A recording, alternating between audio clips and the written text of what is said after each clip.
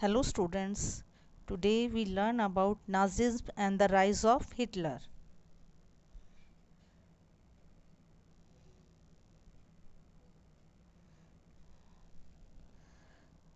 This is our contents. World War First begins. The effect of World War First. Germany capitulates. Weimar Republic. Treaty of Versailles. Political radicalism. Economic crisis. Hitler becomes Chancellor of Germany. The year of depression. The destruction of democracy. Reconstruction. World War II begins.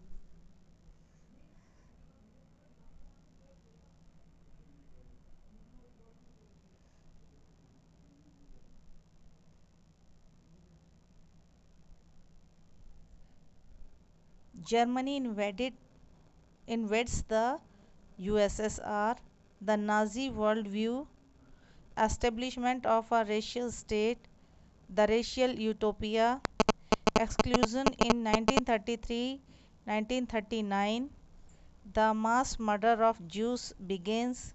Youth in Nazi Germany. The US joins Second World War. The Nazi cult of motherhood. The art of propaganda. Ordinary people and the crimes against humanity. Soviet troops liberates Auschwitz. Allied victory in Europe. Knowledge about the Holocaust. Some important dates.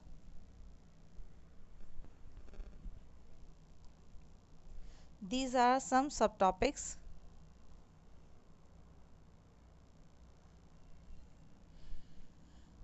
In 1st August 1914, First World War begins. There are two parts. First is Central Powers and other is Allied Power. Central Power lose the World War First, and the Allied Power wins the World War. Central power में कौन कौन सी वो देश शामिल थे और world allied power में कौन कौन से थे? अलाइड में थे बच्चों इंग्लैंड, फ्रांस एंड रशिया, ठीक है। और सेंट्रल पावर में थे Germany, Austria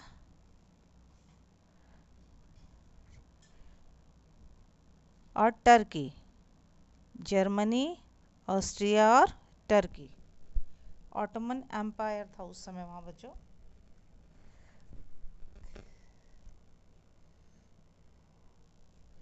World War First begins. The story of World War First. Allies England, France, Russia and USA. Central powers Germany, Ottoman Turkey, Austria, Hungary. ये एक देश उसमें central power में थे बच्चों। जर्मनी एक पावरफुल एम्पायर था 20th सेंचुरी में, और उसने ये जो वॉर थी ये स्टार्ट की थी फ्रांस और बेल्जियम के साथ। But 1917 USA join the allies and defeat Germany. 1917 में यूएसए ने अलाइज पावर को ज्वाइन किया और इससे जर्मनी को हराया।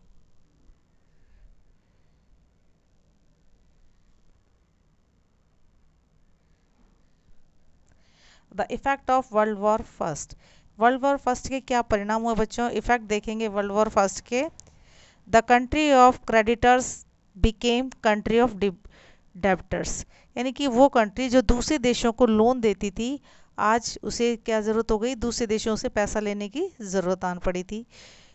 Huge loan were attacked on Germans. German पर बहुत सारे लोन का क्या हो गया था? दबाव पड़ा था। पॉपुलेशन लार्ज थी, लेकिन एरिया के हिसाब से पर हेक्टर एरिया था वो बहुत कम रह गया था। बहुत सारे रिसोर्सेज उसके वॉर में छीन लिए गए थे। जो बहुत सारे जो लोग हैं वो अग्रेसिव हो गए थे, बहुत सारे अग्रेसिव हो गए थे क्योंकि वो युद्ध में हार गए थे। कुछ लोगों ने अग्रेसिव होकर आर्मिटाइज एग्रीमेंट कि जो आर्मिटाइज एग्रीमेंट हुआ था, जिसके तहत जर्मनी की आर्मी को क्या कर दिया गया था, कम कर दिया गया था, उसके खिलाफ वो खड़े हो गए थे। And some peoples were aggressive because of treaty of Versailles, और कुछ लोग ट्रीटी ऑफ वर्साइल्स के तहत क्या हो गए थे, उनके विरोधी हो गए थे। कुछ जो बहुत सारे जो सोल्जर्स हैं उनकी डेथ हो गई थी, वो मारे गए थे युद्ध में। Army became more weaker and weaker, army बहुत कमज़ोर और बहुत कमज़ोर होती चली गई। और जो सोल्जर्स थे वो ट्रेंचेस में रहते थे। सोल्जर्स बहुत सारी प्रॉब्लम का सामना कर रहे थे उन ट्रेंचेस में रहते हुए।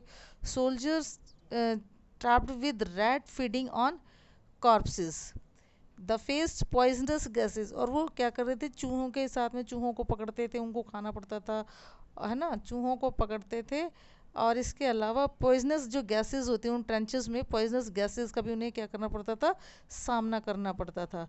बहुत सारे जो आर्मी थे, शेलिंग्स थी, उनको क्या उनका सामना करना पड़ रहा था। वाइमर रिपब्लिक जो कि पीपल ने, वाइमर रिपब्लिक जब आया तो लोगों को बहुत सारी प्रॉब्लम्स का सामना करना पड़ा, और इसीलिए लोग उसे किसके नाम से जानते थे, नवंबर क्रिमिनल्स उसको कहा गया, वाइमर रिपब्लिक को, क्योंकि ट्रीटी ऑफ वर्साइल्स नवंबर में साइन की गई थी।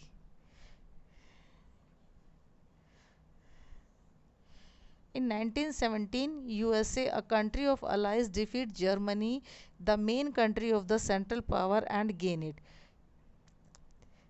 1917 में यूएसए ने अलाइज पावर को ज्वाइन किया और जर्मनी को हराया, जो कि मेन कंट्री थी सेंट्रल पावर्स की, और युद्ध को एक तरफा कर दिया। और 1980 में अलाइज ने वर्ल्ड वॉर फर्स्ट जीत लिया और सेंट्रल पावर्स के ऊपर कब्जा कर लिया। जो वॉर है वो लगभग 4 साल तक चली, और यूरोप है उसके बहुत सारे रिसोर्सेज इस वॉर में ख़त्म हो गए। 1918 में जर्मनी ने एक्सेप्ट किया कि वो, उसने क्या कि वॉर बेकार में ही शुरू की, वो वॉर शुरू करने का दोषी है। और जर्मनी को इनिशियल क्या देना पड़ा, occupying France and Belgium. Germany के जो रिसोर्सेज थे उन पर फ्रांस और बेल्जियम के ने क्या कर लिया था, ऑक्यूपाई कर लिया था। 1918 में जर्मनी ने फाइनली कैप्चुलेट कर लिया था। जर्मनी को पूरी तरह से दोषी पाया गया था और इसके तहत जर्मनी को दंड भी दिया गया था, जर्मनी को पनिशमेंट दी गई थी। 1918 में जर्मनी को जब हार गया था तो युद्ध का वो अंत माना गया, क्योंकि जो मेन पावर थी वो जर्मनी ही था। Germany capitulates, last page of armistice agreement signed by 4 signatures, यानी कि इन पे 4 लोगों ने सिग्नेचर किए। ठीक है, जो 4 जो लोग थे वो कौन कौन थे, Matthias Erzberger, civilian politician, Count Alfred von Oberndorff from the foreign ministry, Major General Detlof von Winterfeldt from army.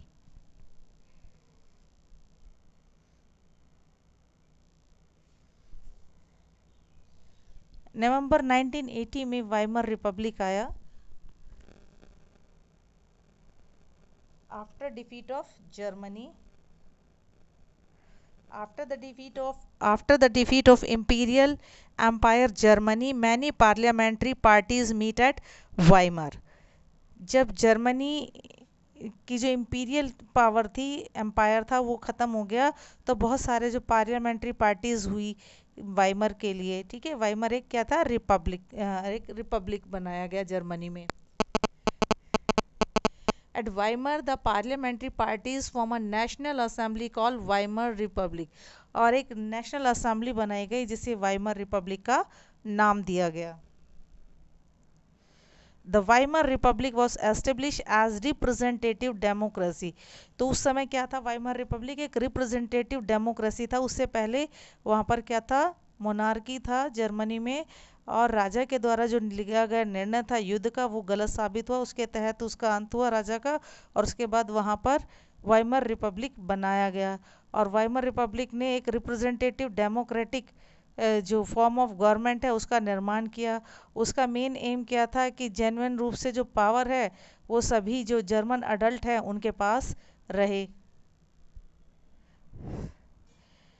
डेपुटीज were elected on equal basis पर उन्हें इलेक्ट किया गया। और जो यूनिवर्सल वोट्स हैं वो जर्मनी उनसे क्या बनाया गया, जर्मन पार्लियामेंट को बनाया गया।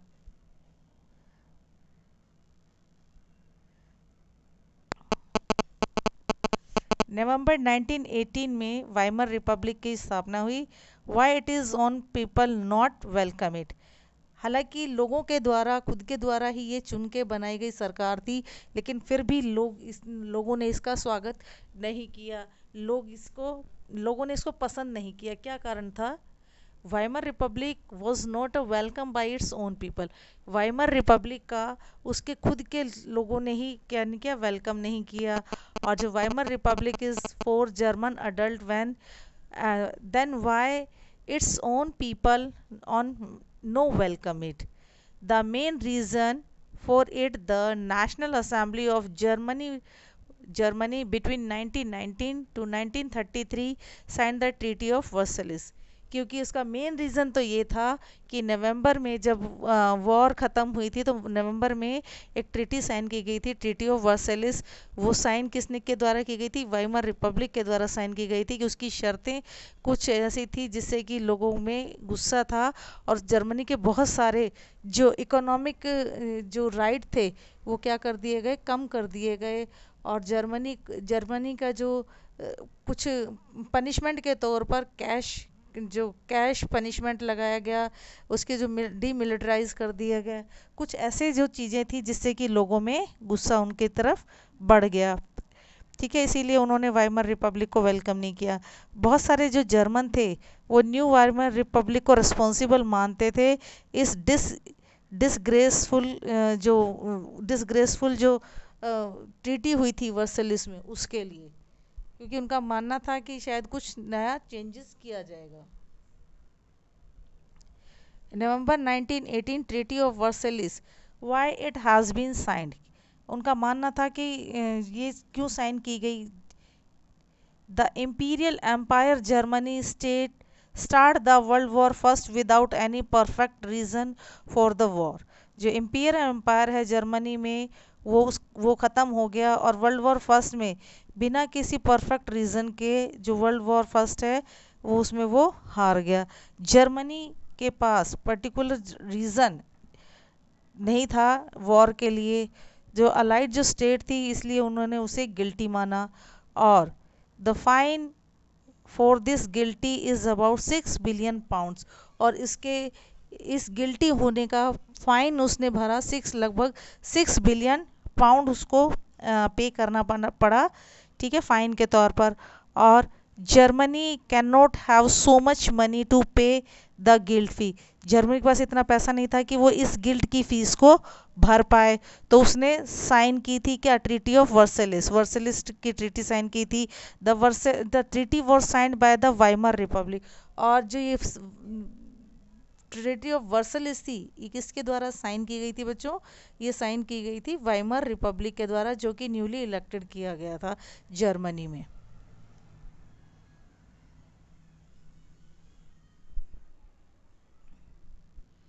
नवंबर 1918 treaty of Versailles provisions in the treaty. Germany lost it's overseas colonies. Germany की जितनी भी कॉलोनीज थी वो उनसे उसे हाथ धोना पड़ा। 13% ऑफ इस जो टेरिटरीज थी वो क्या हो गई? कम हो गई। और 10th ऑफ इट्स पॉपुलेशन, और इसकी 1/10 जो पॉपुलेशन थी वो कम हो गई। 75% इसके जो आयरन थे वो, और 26% इसका जो कोल थे वो पोलैंड, फ्रांस, लिथुआनिया और डेनमार्क इनको दे दिए गए। अलाइड फोर्सेस ने उसके जो सोर्सेज थे, उसके जो रिसोर्सेज थे, जैसे राइनलैंड है ना, मच फॉर द 1920s, ठीक है, राइनलैंड वगैरह ऐसे जो रिसोर्सेज थे जहाँ रूर वगैरह थे, जहाँ पर क्या मिलता था, कोयला वगैरह मिलता था या कुछ और रिसोर्सेज मिलते थे, उन पर अधिकार कर लिया।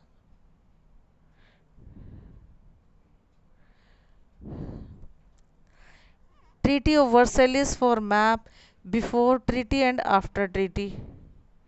ये है बच्चों पुरुषिया,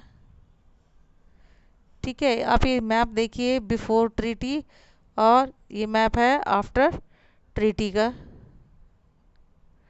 ये आफ्टर ट्रीटी है, ठीक है। जर्मनी के बहुत सारे भाग पर जो जीती हुई कंट्रीज थी उनका अधिकार हो गया था बच्चों।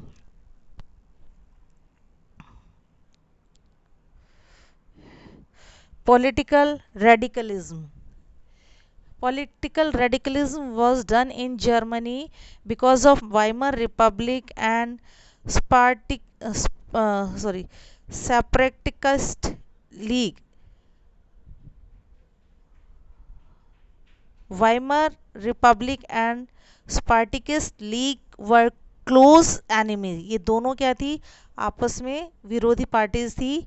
Weimar Republic crush them with the help of free crops, free crops के जरिए उसको दबा दिया गया, ठीक है।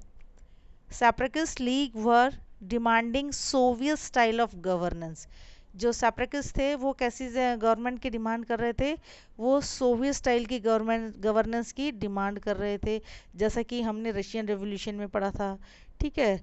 Spartacist League was use the pattern of Bolsheviks, लेकिन वो किसको वो कर रहे थे, कौन सा पैटर्न चाह रहे थे, बोल्शेविक्स का पैटर्न चाह रहे थे कि अपनी खुद की आर्मी होनी चाहिए, खुद का ड्रेस कोड होना चाहिए, जो खुद के जो लोग हैं वो एक ही रूल को फॉलो करने वाले होने चाहिए, ठीक है। Catholics, Democrats, Socialist were reject the demand of Spartacist League. जो कैथोलिक्स थे, जो डेमोक्रेट्स थे और जो सोशलिस्ट थे, उन्होंने स्पार्टिकिस्ट की जो डिमांड थी, स्पार्टिकिस्ट लीग की जो डिमांड थी, उसको क्या किया, डिनाई, हटा दिया, उसको डिमांड को रिजेक्ट कर दिया गया। अब इकोनॉमिक क्राइसिस बच्चों, वॉर के बाद इकोनॉमिक क्राइसिस आया। And treaty of Versailles Germany lost his most of the mines. जो ट्रीटी ऑफ वर्सेलिस थी बच्चों, उसके तहत जर्मनी ने अपनी बहुत सारी माइंस, अपने बहुत सारे मजदूर, लेबर, बहुत सारी फैक्ट्रीज, वो सब क्या उसको जर्मनी खो चुका था।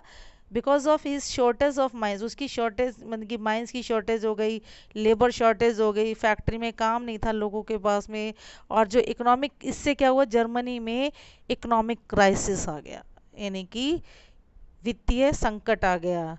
ना केवल जर्मनी में, ये इकोनॉमिक क्राइसिस सभी जगह पूरे यूरोप में फैल गया। And they also join the world war first, war started by Germans, और इसका जिम्मेदार किसे ठहराया गया, जर्मन्स को ही ठहराया गया।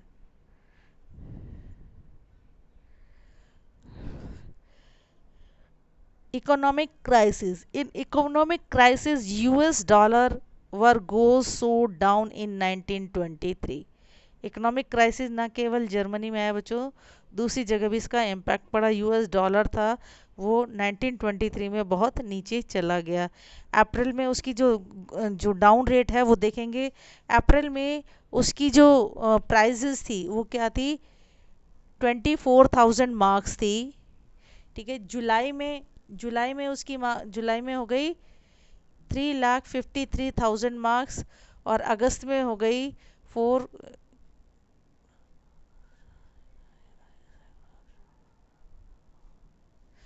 46,21,000 मार्क्स, और दिसंबर में बच्चों ये बढ़कर हो गई 9,88,60,000 मार्क्स। मार्क्स क्या थी, मार्क्स उस समय की जो जर्मन करेंसी है उसको उसका नाम था मार्क्स, ठीक है।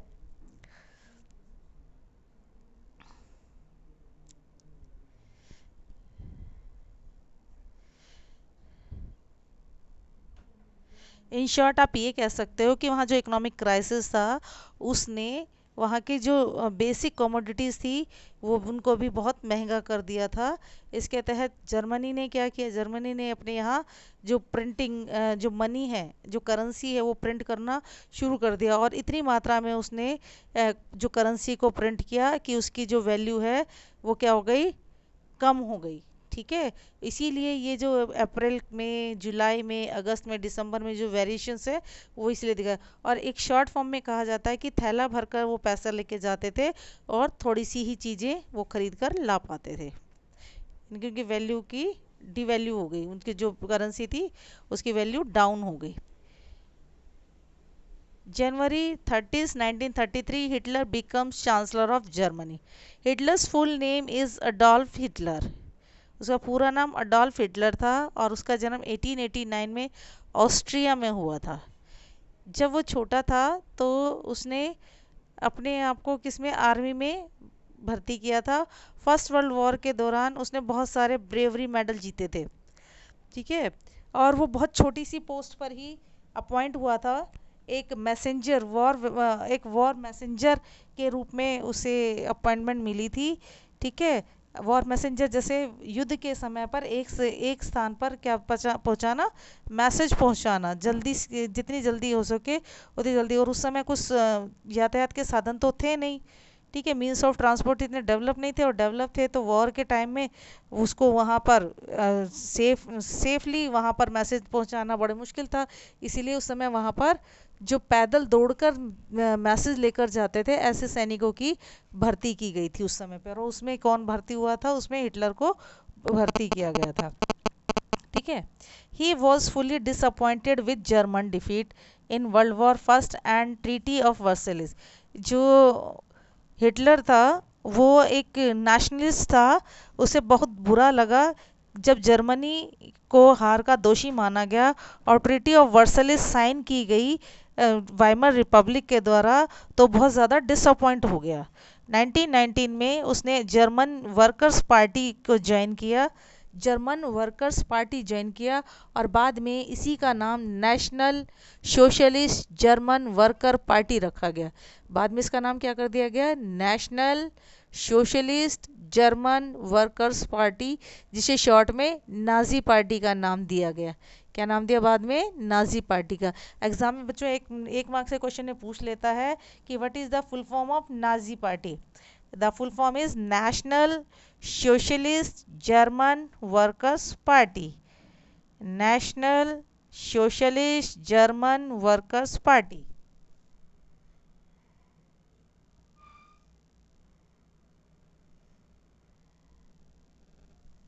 आप logo of Nazi Party, Nazi Party का जो लोगो है वो स्वस्तिक का साइन है।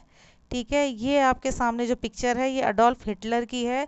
हिटलर बच्चा अपने आप को आर्यन मानते थे। आर्यन का मतलब है सुपीरियर फ्रॉम अदर्स, वो जाति जिसने लोगों को ज्ञान दिया, वो जाति जिसने लोगों को जीने की राह दिखाई, वो जाति जिसने लोगों पर अधिकार किया, यानी ऐसी जाति जो उसमें बहादुरी में सर्वोपरि थी। ठीक है, और इसी को उसने अपना नारा बनाया।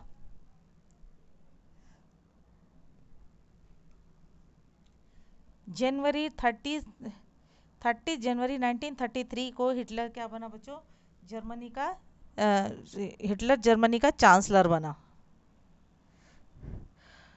अडोल्फ हिटलर बेटा प्योर नेशनलिस्ट था, पूरा राष्ट्रभक्त था बच्चों वो, और उसने अपनी कंट्री को प्रॉमिस किया था कि वो अपने देश को पहले की तरह पावरफुल बनाएगा, स्ट्रॉन्ग कंट्री बनाएगा, ऐसी कंट्री बनाएगा जिसे देखकर लोग क्या आश्चर्यचकित हो जाएंगे कि ऐसी भी कोई देश हो सकता है, ऐसे भी लोग हो सकते हैं जो अपने देश को नीचे से ज़मीन से उठाकर सितारा बना दें।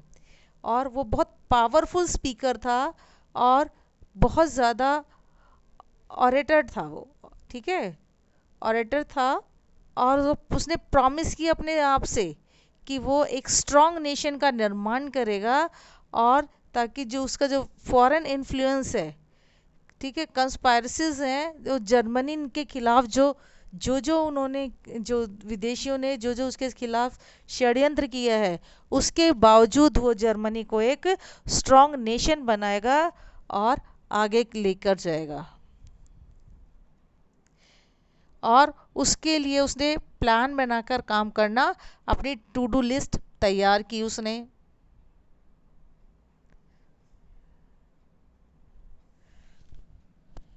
1923 में हिटलर ने प्लान किया और जो जो कंट्रोल किसके ऊपर, बारोविया पर कंट्रोल कर दिया किया।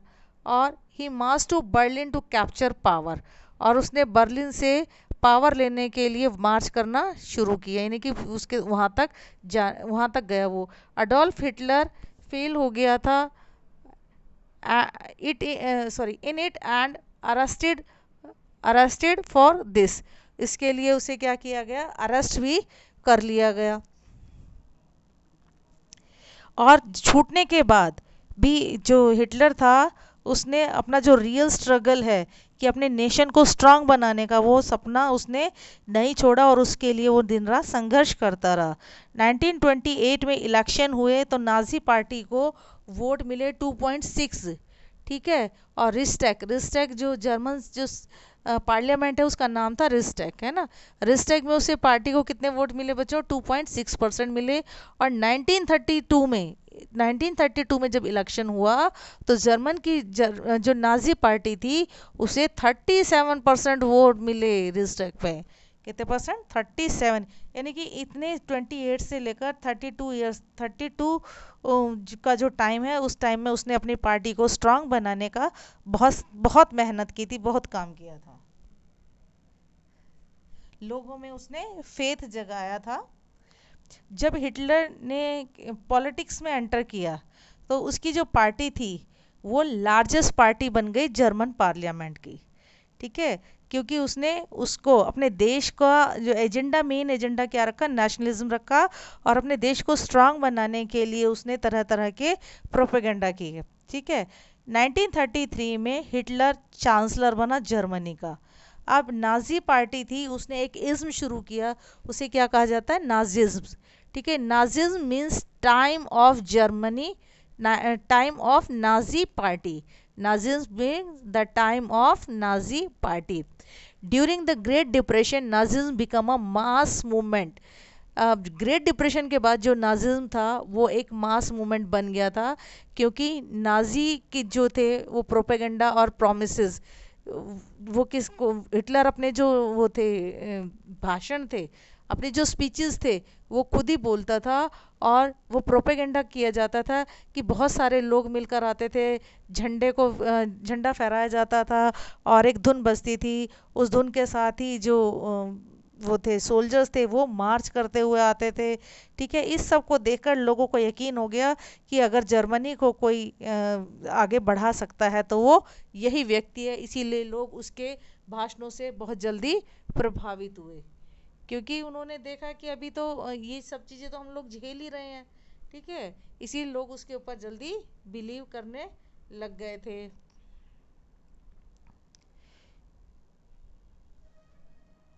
Using ritual and spectacles of mass mobilisation, ठीक है। उसने बहुत सारे लोगों को इकट्ठा करके अपनी बातों को, अपनी स्पीच के जरिए लोगों को अपने विचार बताए। उसने जो न्यू स्टाइल की जो पॉलिटिक्स थी उसको लोगों को शो किया।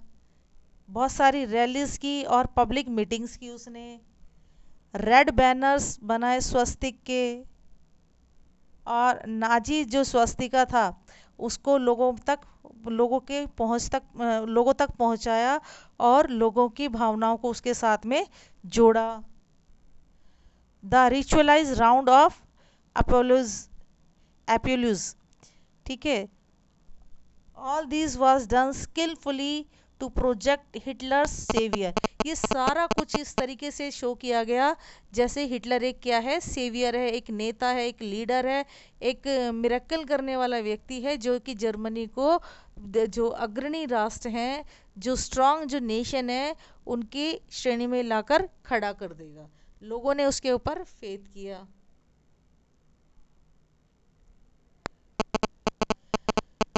1929 से लेकर 1932 तक का जो टाइम था, ठीक है, वो किसके नाम से जाना था, as the year of great depression. Great depression के नाम से जाना जाता है। उसका कारण है क्योंकि एक सिंगल डे, ठीक है, एक सिंगल डे 24 अक्टूबर को 13 मिलियन जो जर्मनी के जो शेयर थे वो बेच दिए गए। ठीक है, नेशनल इनकम जो यूएस की थी वो रिड्यूस हो गई थी, कितनी, आधी रह गई थी। ठीक है, इंडस्ट्रियल प्रोडक्शन क्या हो गया था, डिक्लाइन हो गया था 1932 में, 40% रह गया था वो। ठीक है, 6 मिलियन पीपल वो क्या हो गए थे, अनएम्प्लॉयड हो गए थे, एक साथ 6 मिलियन लोगों की नौकरियां चली गई थी। जो मैंस थे वो क्या हो गए थे, गली में खड़े हो गए थे और place place cards saying give me a job, अपने गले में वो तख्तियाँ या कार्ड जैसा सा लटका कर खड़े हो गए थे और उसमें लिखा हुआ था कि मुझे कोई जॉब दो या I am available for job, any job. The destruction of democracy was done in Germany. When the Hitler becomes a chancellor of Germany, the highest position in the cabinet of the German cabinets, President of Germany Hindenburg offered Hitler the chancellorship of Germany and Hitler accepted. Hitler do so much destruction after he made the chancellor of Germany. यानी कि सबसे पहले वहाँ democracy destroy हो गई थी। Democracy destroy होने के बाद जो प्रेसिडेंट थे जर्मनी के, हिंडनबर्ग, उन्होंने हिटलर को बुलाया और उसे चांसलरशिप ऑफर की। और जो हिटलर था उन्होंने चांसलर बनने के बाद बहुत सारा जो डिस्ट्रक्शन है वो जर्मनी में किया।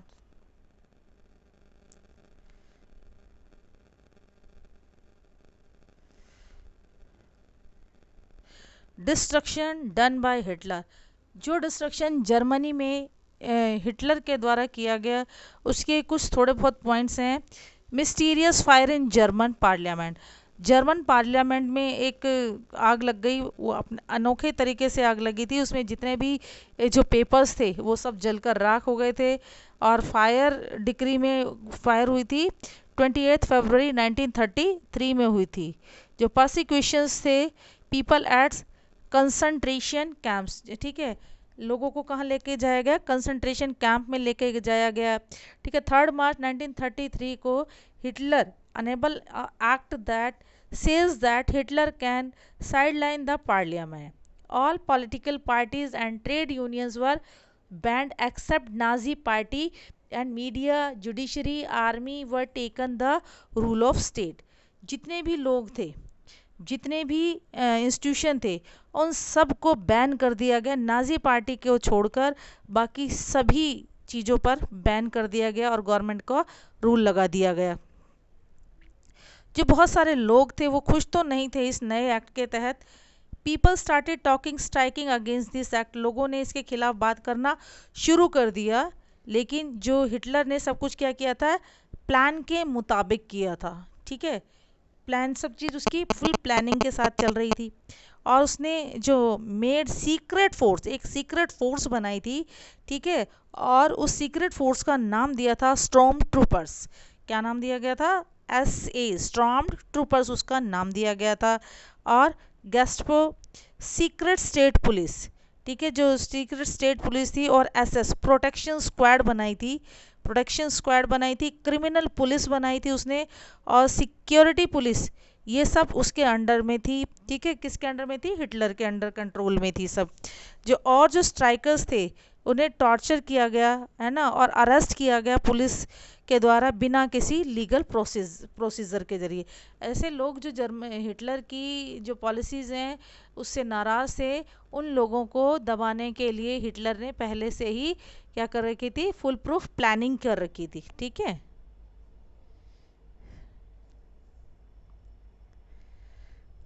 After doing the destruction of democracy Hitler start reconstructing his country Germany. यानी कि जब डेमोक्रेसी का अंत हो गया तो हिटलर ने अपनी जो देश है उसका निर्माण, नव निर्माण करना, रिकंस्ट्रक्शन करना शुरू कर दिया जर्मनी का। और हिटलर ने इसकी रिस्पॉन्सिबिलिटी दी इकोनॉमिक रिकंस्ट्रक्शन से, उसने शुरू किया। तो हेल्जमर स्कैस था एक, हेल्जमर स्कैस एक व्यक्ति नामक व्यक्ति था, उसने उसने उसे इसकी जिम्मेदारी सौंपी। हिटलर ने की जो फॉरेन पॉलिसीज थी उसको एक बार दोबारा से रिवाइज किया गया, ठीक है, और उसने रीऑक्यूपाई कर लिया राइनलैंड को 1938 में। He integrated Austria and Germany in 1938 under the slogan, उसने ऑस्ट्रिया और जर्मनी को एक स्लोगन के तहत क्या कर लिया, इंटीग्रेटेड कर लिया। But these things get fulfil the greed of Hitler, he start world war two. लेकिन ये सारी चीज़ें हिटलर की भूख को शांत नहीं कर पाई, और हिटलर की भूख इतनी बढ़ गई कि उसे वर्ल्ड वॉर सेकंड के दरवाजे पर लाकर उसको जर्मनी को उसने खड़ा कर दिया। यानी कि जर्मनी का जो भविष्य था वो किस पर निर्भर हो गया, युद्ध पर निर्भर हो गया दोबारा से। फर्स्ट सितंबर 1939 वर्ल्ड वॉर सेकेंड बिगिंस, दोबारा से वर्ल्ड वॉर की चपेट में विश्व फिर से आ गया था। German invaded invades Poland and start world war two, German ने पोलैंड को जीता, पोलैंड पर आक्रमण किया, और यही घटना थी वर्ल्ड वॉर सेकेंड शुरू होने की। World war second was started Adolf Hitler because he was the leader of Nazi party, और वो नाजी पार्टी का लीडर था और उसने ये वॉर शुरू कर दी। Government of Germany at that time, उस समय किसकी जर्मनी में किसकी गवर्नमेंट थी, नाजी पार्टी की गवर्नमेंट थी, और नाजी पार्टी का हेड कौन था उस समय पे, हिटलर था। Hitler attacks on Poland, Hitler ने पोलैंड पर अटैक किया because he want territories to make his country strong, वो उन टेरिटरीज को चाहता था जिससे उसकी कंट्री क्या बन सके, दोबारा से स्ट्रांग बन सके, इंडिपेंडेंट बन सके इकोनॉमिक्स मामले में। जो फ्रांस और इंग्लैंड थे उन्होंने पोलैंड की हेल्प करने के लिए इसमें युद्ध में पार्ट लिया जर्मनी के अगेंस्ट, ठीक है, और ये घटना थी 1 सितंबर 1939 की।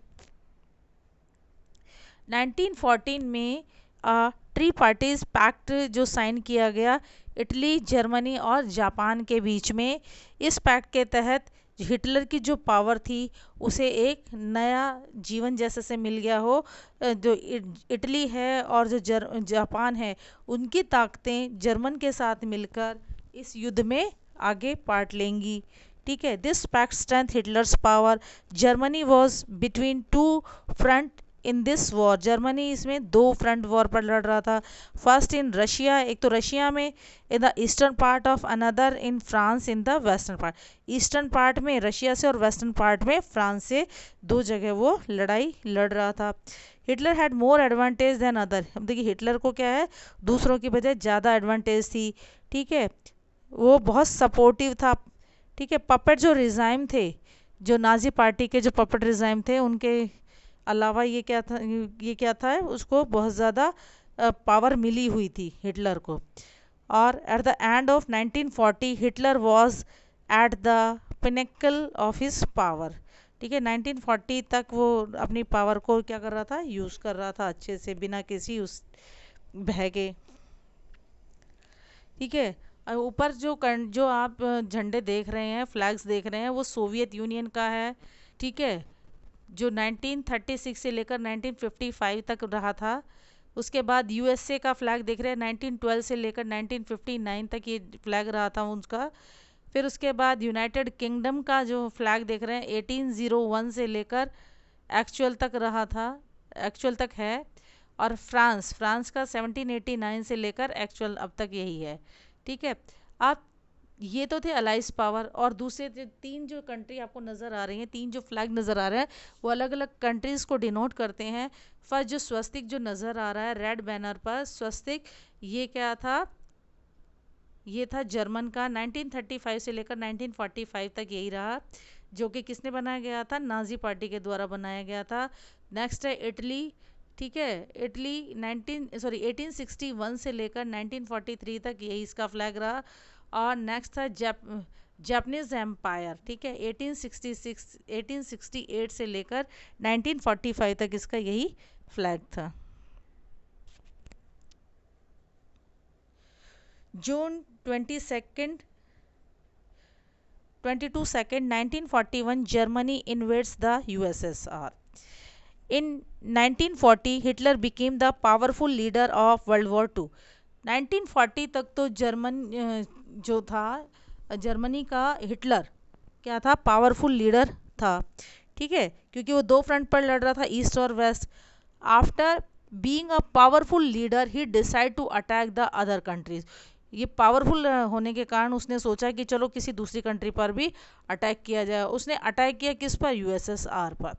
उसने प्लान किया था कंट्रोल ओवर द यूएसएसआर, कि यूएसएसआर पर कंट्रोल कर लेंगे, ठीक है. That he do aerial bombing on the western side, aerial bombing की, and drop out Soviet army on eastern side, but he fails, लेकिन वो फेल्स हो गया. उसने सोचा तो ये था कि यूएसएसआर को हराने के बाद बहुत बड़ा एरिया उसके कब्जे में आ जाएगा और वो आगे से अपनी कुछ और भी प्लानिंग कर सकता है, लेकिन उसका आइडिया क्या हो गया, फेल हो गया. वो वहाँ पर, क्योंकि सोवियत रूस में इतनी ज़्यादा ठंड पड़ती थी तो वो सर्वाइव नहीं कर पाए.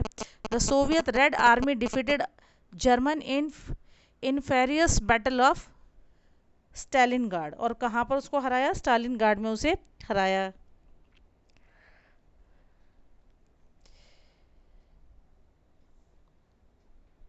ये मैप के ज़रिए आपको दिखाया गया है बच्चों, यूएसएसआर का मैप है ये, डार्क रेड कलर में आपको नज़र आ रहा है ये, ठीक है.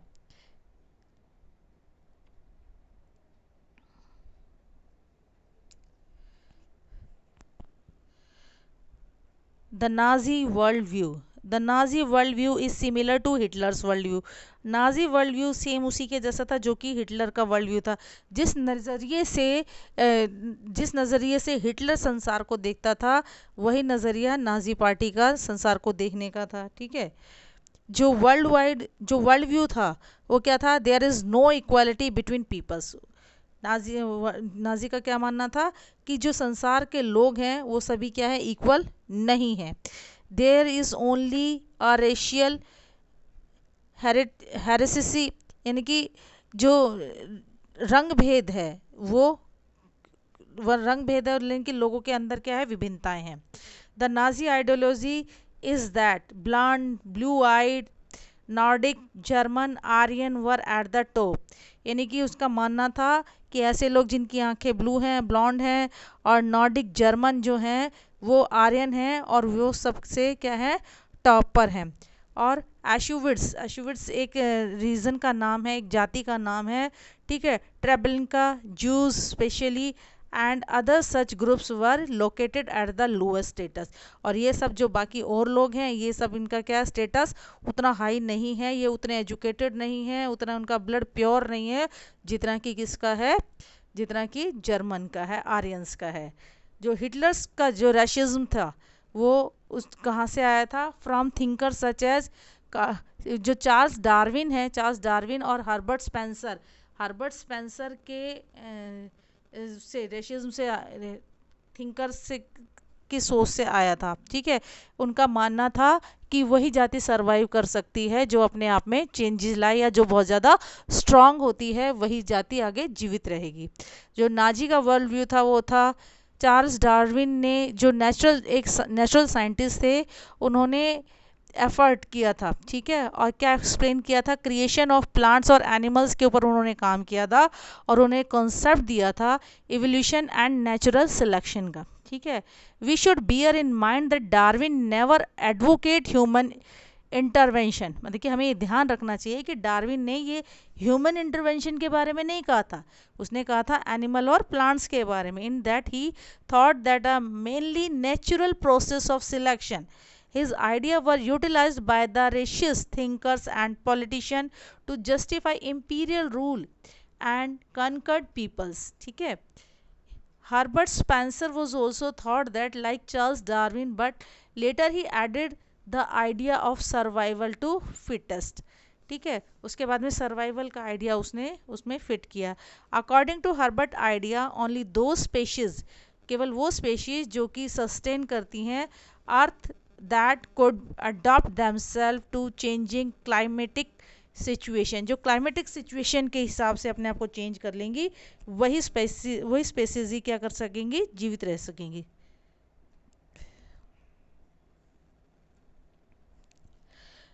Nazi world view is simple, जो नाजी का वर्ल्ड व्यू था बहुत सिंपल था। The strong would survive and the weak one would perish, यानी कि डाइड, यानी कि जो स्ट्रांग है वही जीवित रहेगा और जो कमज़ोर है उसे मरना पड़ेगा।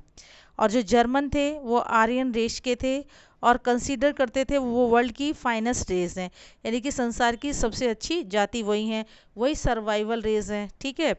और जो हिटलर्स की जो आइडियोलॉजी थी वो रिलेटेड थी जोग्राफिकल कॉन्सेप्ट पर, ठीक है, लेब्रेसरम पर थी और लिविंग स्पेस पर आधारित थी, ठीक है। Hitler intended to expand German boundaries by moving eastwards to concentrate all German geographically power in one place, यानी कि उसका मानना ये था कि जितने भी जर्मन हैं उन सबको क्या करना चाहिए, एक जियोग्राफिकली रूप से मिलकर रहना चाहिए।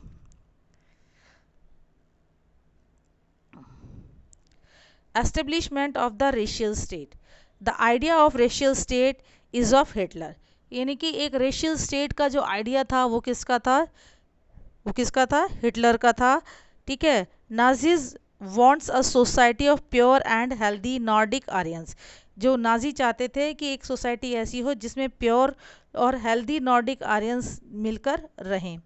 दे started physically eliminating all those who were considered as undesirable, और जो फिजिकली अनडिज़ायरेबल थे उन लोगों को एलिमिनेट करना उन्होंने शुरू किया। एलिमिनेट मतलब मारना भगाना ये सब करना उनको शुरू कर दिया जर्मनी में। He start killing the non Germans in Germany, और जर्मनी में वो लोग जो कि नॉन जर्मन लोग थे उनको मारना शुरू कर दिया। Hitler consider them as the persecutor of Germany, उसने अपने आप को जर्मनी का क्या किया, साफ सफाई करने वाला माना कि हम तो इसको पवित्र कर रहे हैं, है ना। Because he and Nazi party hated them, क्योंकि वो और जो नाजी पार्टी थी वो क्या करती थी, उन लोगों से घृणा करती थी जो लोग क्या नहीं थे, जो लोग आर्यंस नहीं थे। एस्टेब्लिशमेंट ऑफ रेशियल स्टेट, अब उन्होंने एक रेशियल स्टेट बनाने की शुरुआत कर दी थी। Hitler control over Poland world war second to complete his experiment, और उसने पोलैंड पर आक्रमण करके वर्ल्ड वॉर सेकेंड शुरू तो कर दिया था, और उसके साथ उसने अपना क्या करना शुरू कर दिया था, एक्सपेरिमेंट करना शुरू कर दिया था। साफ सफाई अभियान के तहत उसने एक्सपेरिमेंट किया था, killing of undesirable and lower status people, ऐसे लोगों को जो अनडिज़ायरेबल है, जिनका स्टेटस लोअर है, यानी कि जो नोमैडिक आर्यंस नहीं हैं, उन लोगों को मारना उन्होंने शुरू कर दिया था। जूइस वर वस सफरर्स इन नाजी जर्मनी, सबसे ज़्यादा सफरर कौन थे, जूस थे। उन्होंने बहुत सारी प्रॉब्लम्स का सामना किया, जैसे उनकी कास्ट, ठीक है, उनके घरों के ऊपर लिख दिया जाता था, ठीक है। They had been stereotype as killer of Christ and users, ठीक है। Jews were barred from buying और होल्डिंग लैंड, ठीक है, उन्हें हटा दिया गया, उनकी ज़मीन से ज़मीन छीन ली गई। They lived in separately marked area called ghettos, ghettos उनका एक के लिए एक ऐसा एरिया जो कि बिल्कुल बेकार था, जहां अपना पीने का पानी था, न रहने की अच्छी सुविधाएं थी। उन सेपरेटेड एरिया को मार्क कर दिया गया और उन एरिया का नाम दिया गया गैथोस, ठीक है। तो जो ट्रेडिशनल क्रिश्चियन हॉस्पिटल थे, हॉस्पिटैलिटी थी, ठीक है, वो जूस की थी, ठीक है। और जो Hitler pursued scientific theories of race, और जो हिटलर ने जो साइंटिफिक थ्योरी रेस की जो उसने क्या की, लोगों को बताई, जबकि ऐसा नहीं था। साइंटिस्ट ने तो ये किसके बारे में दिया था, एनिमल्स और प्लांट्स के बारे में ये चीज़ें दी थी, ठीक है। The racial utopia, Poland was divide into two parts, Polands को टू पार्ट्स में डिवाइड कर दिया गया। North western part was under the Germany, जो नॉर्थ वेस्टर्न पार्ट था वो जर्मनी के अंडर में था। जो पोल्स थे, जो पीपल ऑफ पोलैंड, यानी कि ऐसे पोल्स मतलब ऐसे लोग जो कि पोलैंड के निवासी हैं, were force to leave their homes, उन्हें ज़बरदस्ती अपना घर छोड़ने पर मजबूर किया गया और उनकी जो प्रॉपर्टीज़ है वो छीन ली गई। And send them general government, the destination of all undesirable, ठीक है, अनडिजायरेबल मानकर उन्हें इधर उधर भेज दिया गया। जो Polish intelligence were killed in large to keep all the peoples intellectually and spiritually survival, ठीक है। जो पोलिश चिल्ड्रन थे वो लुक लाइक आर्यन, वो जो बच्चे किसकी तरह दिखते थे, जर्मन्स की तरह दिखते थे, was snatch from their families, उनसे अपनी फैमिली से खींच लिया गया और एग्जामिन्ड, और उनका एग्जामिन किया गया। इफ़ दे पास, और उस एग्ज़ाम में अगर वो पास हो जाते तो उन्हें जर्मन फैमिलीज़ में भेज दिया जाता था। Exclusion in 1933 to 1939, marriage between juice and Germans were forbidden, यानी कि जर्मन की और जूस की शादी नहीं हो सकती थी, ठीक है, मैरिजेस नहीं हो सकती थी। Jews were forbidden to fly the national flag, उन्हें नेशनल फ्लैग करने की, नेशनल फ्लैग होस्ट करने की भी परमिशन नहीं थी। Business of juice were forbidden, businesses उनके लिए बैन था। Expulsion of juice were government services, जो गवर्नमेंट सर्विसेज में भी उनका बैन था। जो force selling of confiscation of Jews properties. Jews properties were looted and vandalized. Men and women arrested in program called the Night of Broken Glass on November 1938.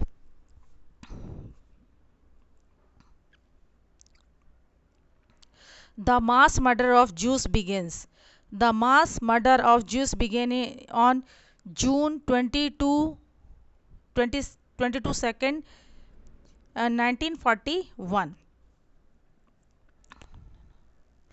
More than 6 million Jews were killed. 6 million लोग जो juice थे उन्हें मार दिया गया। Jews shifted to ghettos, ठीक है। They were charged in gas chamber, कहाँ भेजा गया उन्हें, गैस चैम्बर्स में भेजा गया। सम सेंट टू कंसंट्रेशन कैंप, कुछ लोगों को कंसंट्रेशन कैंप में भेजा गया। From 1941 all juice had to wear a yellow star of David on their dress then they easily identify, यानी कि उनको एक अलग से ड्रेस कोड दिया गया ताकि वो इजीली आइडेंटिफाई हो सकें। जो शक्ल से, व्यवहार से किसके जैसे थे, जर्मन जैसे थे या आर्यन जैसे थे, नोमैड आर्यन जैसे थे, उनके लिए ड्रेस कोड बना दिया गया ताकि वो इजीली आइडेंटिफाई हो सके। Mass murder of juice begin, many juice were killed by these style of death, कौन कौन सी जो स्टाइल थी, killed by starvation, killed by misery and poverty, killed by disease because of poor hygiene, killed by trying to escape from concentration camps because camps were enclosed with electric wires, killed by poisonous gases in gas chambers, sent to death factories by goods trained to kill them. Mass killing took place in few minutes with scientific precision. देखिए किस किस तरीके से उन्हें मारा गया। कुछ भूखे भूखे रख कर मारा गया, ठीक है, गरीबी के कारण, ठीक है, उस गरीबी के कारण उन्हें फूड नहीं मिला, उसके कारण वो मर गए, ठीक है। बहुत सारे लोग बीमारी और हाइजीन के कारण मर गए, ठीक है। और बहुत सारे लोगों को जहाँ जिनको कंसंट्रेशन कैंप में भेजा जाता था, जब वो वहाँ से बचकर निकलने की कोशिश करते तो वहाँ उसके बाहर इलेक्ट्रिक वायरिंग की जाती थी जिससे टच होने से उनकी डेथ हो जाती थी, ठीक है। बहुत सारे लोगों को गैस चैम्बर्स में, पॉइजनस गैस चैम्बर्स में बंद करके उनकी जान ले ली जाती थी। और बहुत सारे ऐसे लोग जिनको डेथ फैक्ट्रीज में भेज दिया जाता था, वहाँ जो सामान वाली जो ट्रेनें थी उन ट्रेन्स में उनको क्या कर दिया जाता था, तो बंद कर दिया जाता था, और जब तक वो मर नहीं जाते थे तब तक उन्हें बाहर नहीं निकाला जाता था। तो ऐसी मास किलिंग की गई थी।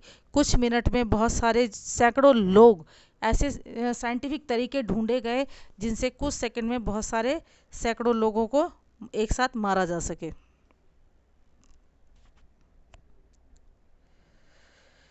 यूथ इन नाजी जर्मनी, ना केवल जो जर्मन से बाहर के लोग थे उनके लिए अलग रूल था, और जो जर्मन में जो लोग थे जो कि नोमैडिक आर्यंस थे उनके लिए कुछ अलग रूल बना दिए गए।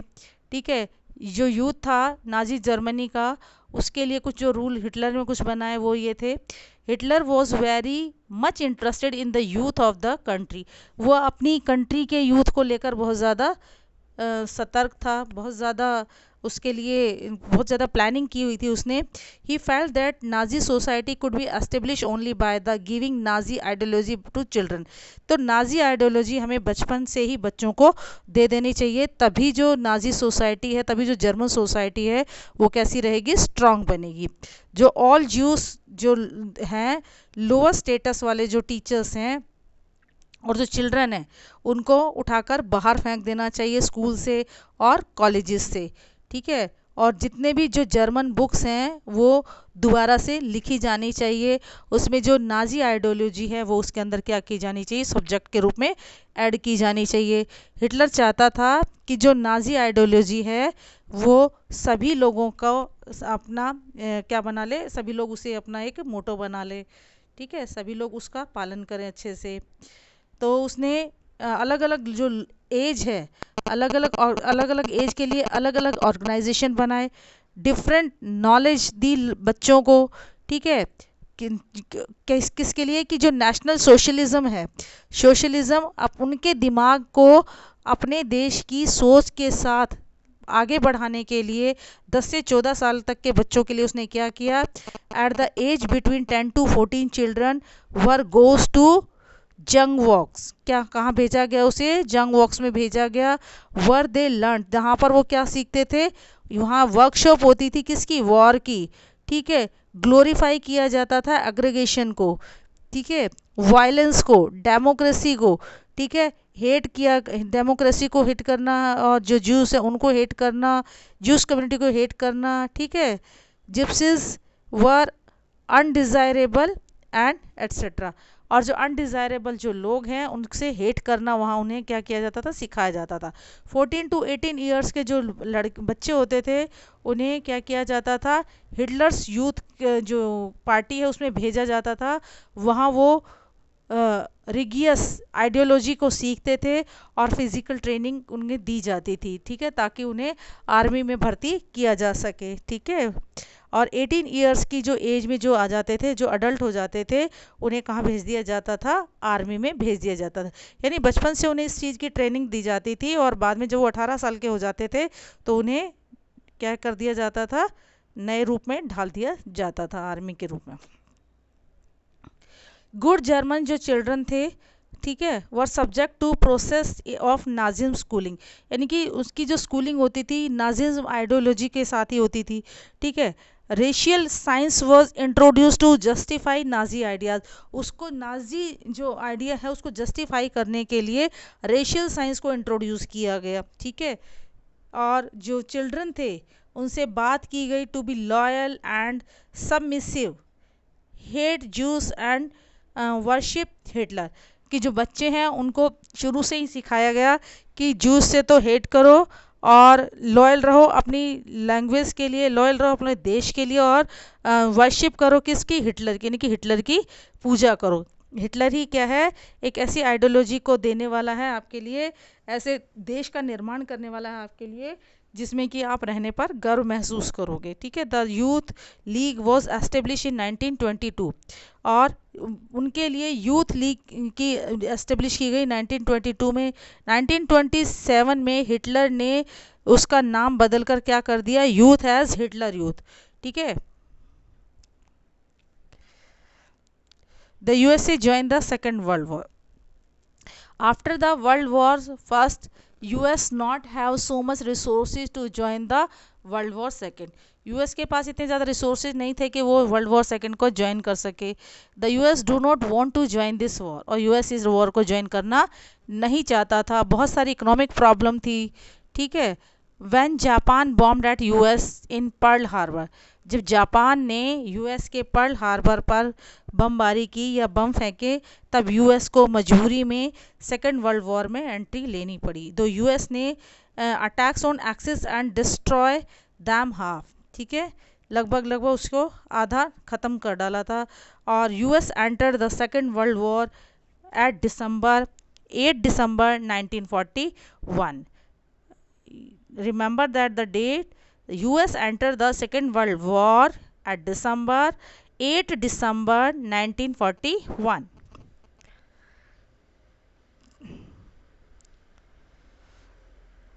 Nazi cult of motherhood. In Nazi Germany, all mothers were not treated equally. Nazi Germany में बहुत सभी मदर के साथ एक जैसा व्यवहार नहीं किया जाता था. 1933 में हिटलर ने कहा, in my state the mother is the most important citizen. मेरे स्टेट में सबसे इम्पोर्टेंट कौन होगा? मदर्स होंगी. जो बच्चों को जन्म देने वाली हैं महिलाएं हैं, वो मेरे स्टेट में बहुत ज़्यादा इम्पोर्टेंट होंगी. Women's Hitler said those lines because he only want to show that the respect women, कि वो women को respect दिखाना चाहता था. Women who bore racial undesirable child were punished. ऐसी महिलाएं जो कि रेशियल या अनडिज़ायरेबल चाइल्ड को जन्म देती थी, उन्हें पनिशमेंट दिया जाता था. Women who born racial desirable who awarded. ऐसी महिलाएं जो कि डिज़ायरेबल और रेशियल बच्चों को जन्म देती थी, उन्हें अवार्ड दिया जाता था. ठीक है. और उनके जो ऑनर थे, cross were awarded to mother. बहुत सारी महिलाओं को दिया था. जैसे 4 बच्चे होने पर ब्रॉन्ज क्रॉस दिया जाता था, 6 बच्चे होने पर सिल्वर क्रॉस और 8 बच्चे होने पर गोल्ड क्रॉस दिया जाता था. उन्हें रेस्पेक्ट की जाती थी, समाज के सामने उनका उदाहरण पेश किया जाता था. ठीक है. They were given good treatment in hospital. उन्हें हॉस्पिटल में बहुत अच्छा ट्रीटमेंट दिया जाता था और उन्हें अनटाइटल दिया जाता था, कंसेशन दिया जाता था शॉप्स पर जाने पर. ठीक है. थिएटर की टिकट उन्हें मिलती थी, रेलवे फेयर उन्हें दिया जाता था, रेल का किराया उन्हें दिया जाता था. उनके परिवार को विशेष सुविधाएं प्रदान की जाती थी. With a view of encourage women to birth by children. और महिलाओं को एनकरेज किया जाता था कि वो ज़्यादा से ज़्यादा बच्चों को क्या करें? जन्म दें. मैन. अब जो नाजी जर्मनी है, नाजी जर्मनी के हिसाब से मैन कैसा होना चाहिए? मस्कुलाइन, यानी कि हष्ट पुष्ट होना चाहिए, मजबूत होना चाहिए. अग्रेसिव यानी कि किसी भी बात को समझकर उसके प्रति क्या करने वाला? व्यवहार करने वाला होना चाहिए. स्टील हार्टेड यानी कि पत्थर दिल होना चाहिए. स्ट्रॉन्ग हार्ट वाला होना चाहिए. एंड फाइटर्स ऑफ स्टेट, अपने देश के लिए लड़ने वाला होना चाहिए. कोई उसके देश के बारे में कुछ कहे तो वो देश के लिए मरने मिटने को तैयार होने वाला होना चाहिए. और जो वीमेंस है, वीमेंस के लिए क्या एक्सपेक्ट किया जाता था? कि वो अच्छी मदर बने, सॉफ्ट हार्ट रहे उनका, और ज़्यादा से ज़्यादा बच्चों को वो जन्म दे. जो कि प्योर ब्लडेड आर्यन बच्चे हों, उनको वो क्या करे? जन्म दे.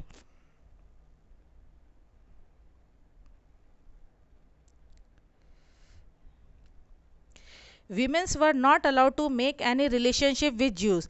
महिलाओं से को किसी दूसरे जो जूस होते थे उनसे रिलेशनशिप रखने की मनाही थी. उनके साथ रिलेशनशिप नहीं रख सकते थे वो. और अगर कोई एक महिला रिलेशनशिप किसी के जूस के साथ होते हैं, या पोल्स के साथ है, या रशियंस के साथ है, तो उन्हें पनिशमेंट दी जाती थी. और paraded through the town with black need face, यानी ब्लैकिंग फेस. अगर कोई ऐसा करती थी तो उसे चेहरे पर वो इंक लगा, काली स्याही लगाकर उसको घुमाया जाता था शहर में. शेव्ड हेडेड, और उसके बाल क्या कर दिए जाते थे? काट दिए जाते थे. शेव हेडेड कर दिया जाता था उसे. Hang placards in their necks, उनके गले में तख्तियाँ डाल दी जाती थी, है ना, बैनर डाल दिए जाते. Announcing I have soiled the honour of the nation, कि मैंने अपने देश की जो के साथ गद्दारी की है, या मैंने अपने देश के सम्मान को ठेस पहुंचाई है. सेवरल रिसीव्ड जेल्स, और बहुत सारे लोगों को कहाँ भेज दिया जाता था? जेल में भेज दिया जाता था. Sentences and loss the civil honour, और उसे पनिशमेंट दिया जाता था, उनका सम्मान छीन लिया जाता था. ठीक है. अब आर्ट ऑफ प्रोपेगेंडा की बात करते हैं बच्चों. हिटलर ने प्रोपेगेंडा शो किया, जैसे प्लान करके वो काम करते थे. ठीक है. Very incredible things. ठीक है. Hitler do his plan without giving a small clue. His tricks were incredible. He play with words, यानी कि वो शब्दों का जादूगर था, और अपने इन शब्दों के खेल में ही लोगों को क्या करता था? वो मोहित कर लेता था। जो हिटलर की जो प्रैक्टिस करता था वो deceptive but words describe them chilling, ठीक है, चिलिंग वर्ड यूज़ करता था वो। There so many examples of Hitler propaganda like जैसे मास किलिंग ऑफ ज्यूस, मैंने कि अगर किसी को जूस को बहुत सारे लोगों को इकट्ठा करके जूस लोगों को अगर मारना है तो उसके लिए उसने वर्ड यूज़ किया स्पेशल ट्रीटमेंट, ठीक है। Euthanasia and final solution the Jews, और फाइनल सॉल्यूशन और स्पेशल ट्रीटमेंट उसके लिए वर्ड यूज़ किया। गैस चैम्बर के लिए उसने डिसइंफेक्शन एरिया यूज़ किया, ठीक है, डिसइंफेक्शन एरिया। और जो गैस चैम्बर है वो लुक लाइक किसके जैसे होते थे, बाथरूम इक्विपमेंट्स की तरह होते थे, और उसके अंदर फेक शावर लगे हुए होते थे।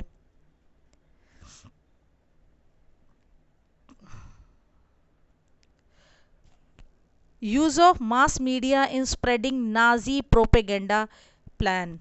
Enemies of German were stereotyped by TV and film. Use of movie and stereotype Jews, example the Eternal Jews.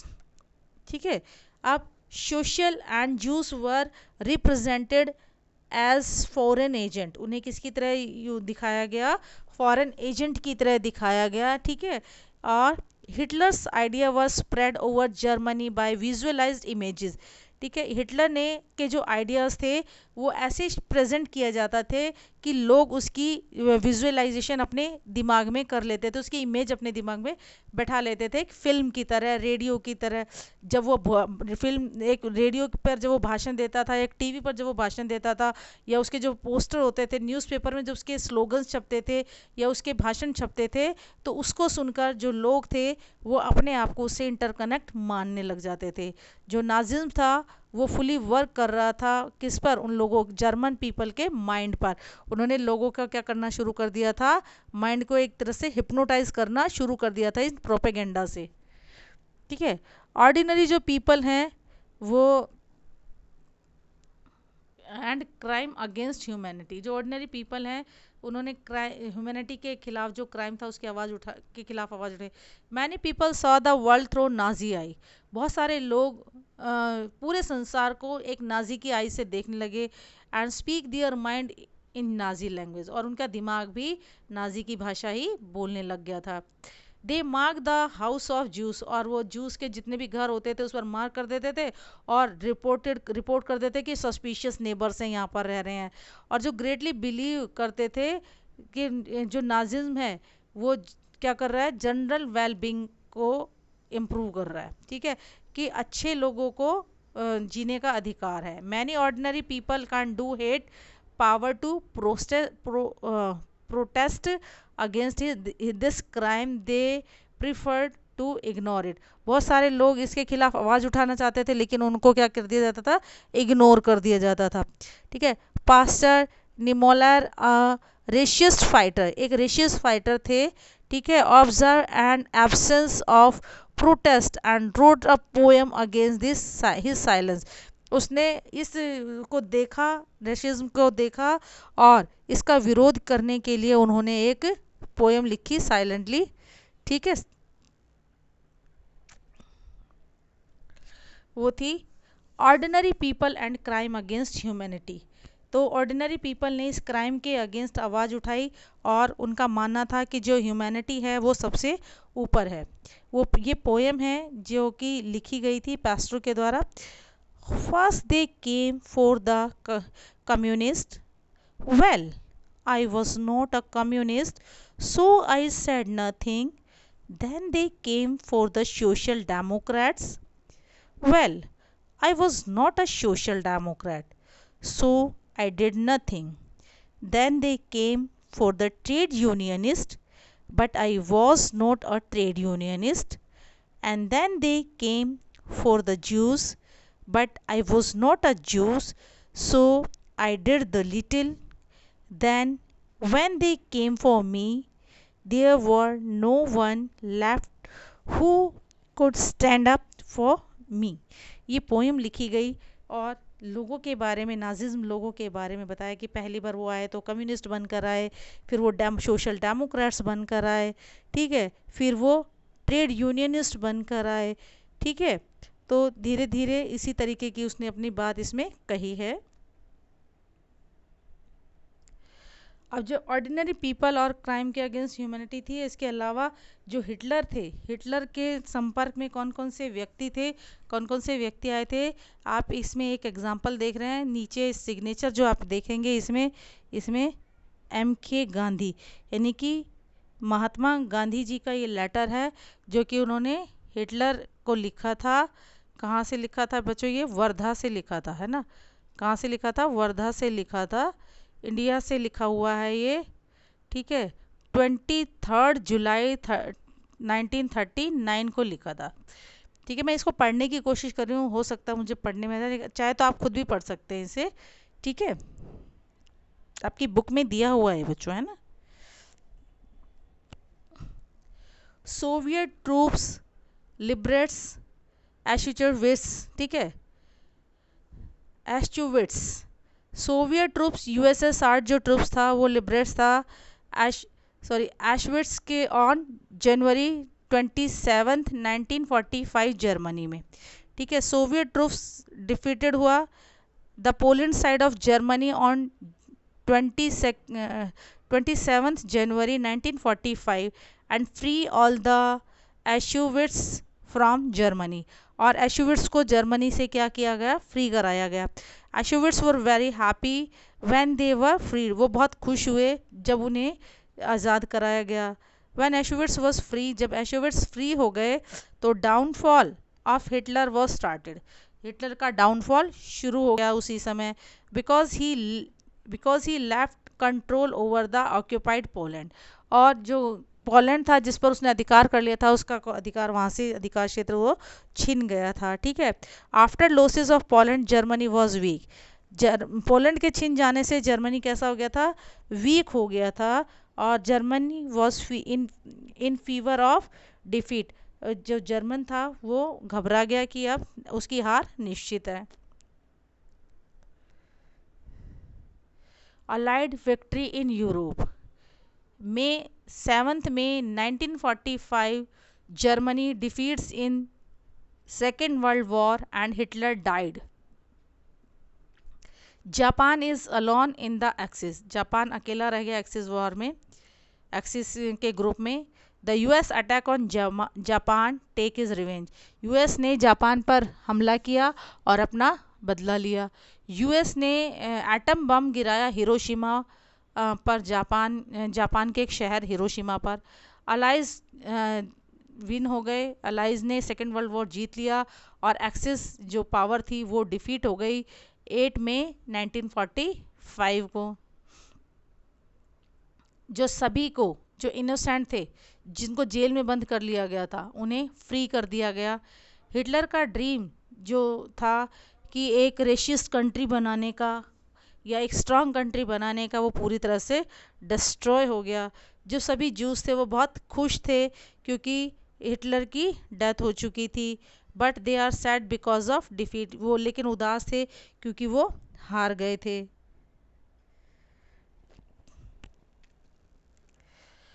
Knowledge about the holocaust, holocaust क्या था बच्चों? जिसमें बहुत सारे लोगों को एक साथ मार दिया जाता था। News about Nazi practices and tricked out of Germany during the last year of regime. The Jews wanted the world to know the atrocities and sufferings they had endured during the Nazi killing operations. These operations are also called Holocaust disaster.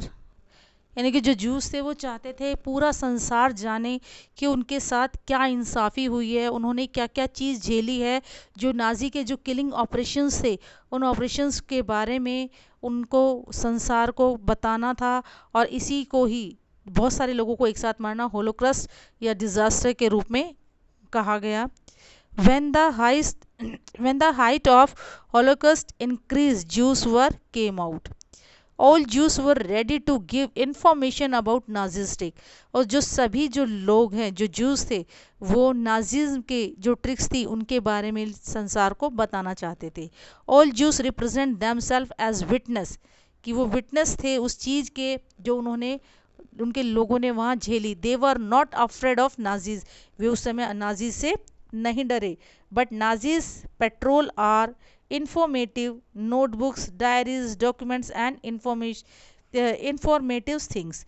लेकिन जो Nazis की जो petrol है वो उनसे notebook से, diary से ऐसा कुछ नहीं मिला।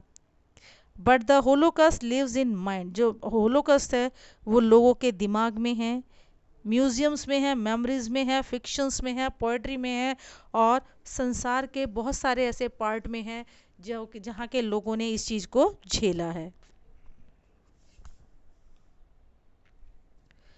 अब कुछ इम्पोर्टेंट डेट्स की बात करते हैं बच्चों। Some important dates: first August 1914 first world war begins. 9th November 1918 Germany capitulates ending the war. 9 November 1918 Proclamation of Weimar Republic. June 28, 1919 Treaty of Versailles. January 30, 1933 Hitler becomes a Chancellor of Germany. 1st September 1939 Germany invades Poland. World War II began. 22 June 1941 Germany invades in US. Germany invades the USSR. June 23rd 1941 murder of Jews begins. 8 December 1941 the US joined the Second World War. 27th January 1945 Soviet troops liberates Auschwitz. May 8 May Allied victories in Europe.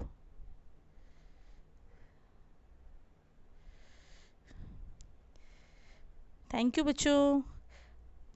कैसा लगा ये आपको chapter? I hope ये आपको बहुत पसंद आया होगा।